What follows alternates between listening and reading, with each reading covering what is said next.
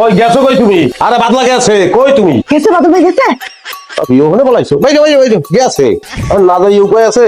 আরে যে নুরাবুজ আমি দিয়েছি ও আবেগ আক্রান্ত হইয়া গলার তোর এই স্বর্ণের চেইন খুলিয়ে দিয়ে দিছে। না এটা আমি তোমাকে গিফট করলাম, এটা তুমি পড়ো। তো তোমার গিফট বাজারে নিয়ে যাও, এটা বেচা দাও। পরে যে কিস্তির মাস্টার আসবে সেই খেলা আছে। আরে তুই যদি তোমার কিস্তি আমি এই মানুষ কিস্তিতে হাউ উঠাইয়া এরপর এটা আবার শোধ করবো। কোনো দরকার নাই, তুমি যত পলাবা তত তোমার জরিমানা বাড়তে থাকবে। চক্রবৃদ্ধি হারে তারপরে সুদ নেয়। 10 বছর পরে হোক 20 বছর পরে হোক টাকা আদায় না করে ওরা ছাড়বে না।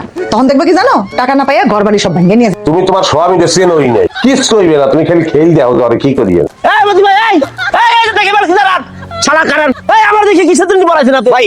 হ্যাঁ আপনি দেখে পলাই নাই ভাই। আমার সুমন্দি আছে না, আমার সুমন্দির আজকে বিয়া ভাই। আজকে চলুন, আমি যাইতেছি। চলুন, আমার বউ 3 দিন আগে গেছে বাড়িতে গিয়ে লাভ নেই ভাই। আজকে টাকা দিতে পারবো না। আপনি সাঙ্গা খাবেন না বিয়ে খাবেন সেটা তো আমি দেখবো না। আজকে লেগে আমার মাফ করে। এই শালা তোরে কি আমি ভিক্ষা দেবো রে?